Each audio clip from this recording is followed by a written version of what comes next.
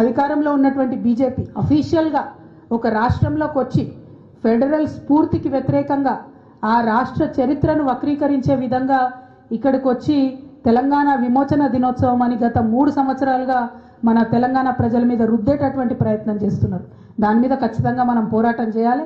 ఆనాడు 2023లో కరెక్ట్ ఎలక్షన్ల ముందు సెప్టెంబర్లో వచ్చి ఈ సడన్ ప్రకటన చేసి వాళ్ళు తెలంగాణ విమోచన అనేటటువంటి ప్రయత్నం చేశారు.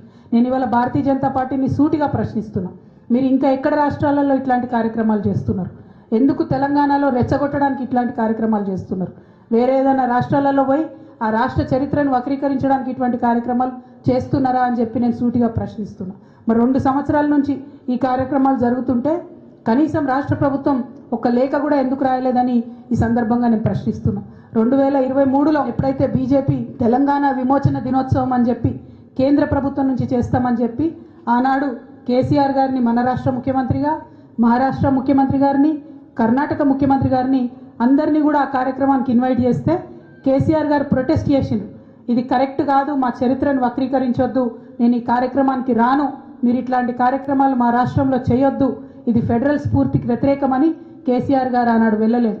దానికి కౌంటర్గా ఆనాడు మన రాష్ట్ర ప్రభుత్వం, తెలంగాణ రాష్ట్ర ప్రభుత్వం భారతీయ సమైక్యతా దినోత్సవం, నేషనల్ ఇంటిగ్రేషన్ డే లాగా సెప్టెంబర్ 17ను సెలబ్రేట్ చేయాలి.